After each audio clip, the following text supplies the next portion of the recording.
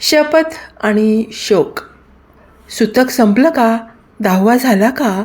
असे प्रश्न विचारणाऱ्यांना दुःखाचं व्याकरण कधी उमगणार आहे का?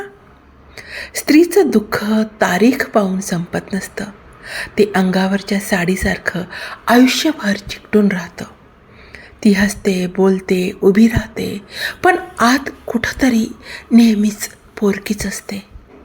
ती पत्नी होती वादळासारख्या माणसाची, देशासाठी झिजलेल्या एका कामाच्या माणसाची.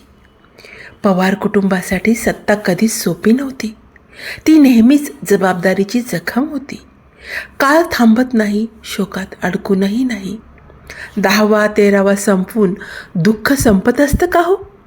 की ते फक्त अजून आत खोल जातं? डोंगरा एवढं दुःख पेलून उभं राहणं, शपथ घेणं, पक्ष सावरणं, हीच खरी श्रद्धांजली दादांना.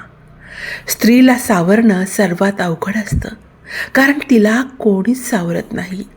तिलाच स्वतःला उभं करावं लागतं. घर बसल्या कमेंट करणं सोपं, दुःख मोजणं स्वस्त, पण स्त्रीचा सन्मान करणं आजही महागडं वाटतंय. सोशल मीडिया गंभीर घ्यायचं किती हे पवारांना माहीत आहे, पण समाजाला अजूनही विवेकाची शपथ घ्यायची बाकी आहे. आपण ठरवायचं आहे, खच्चीकरण करणाऱ्यात बसायचं की सन्मान करणाऱ्यात. कारण स्त्रीच्या वेदनेवर नाही, तिच्या धैर्यावर इतिहास लिहिला जातो.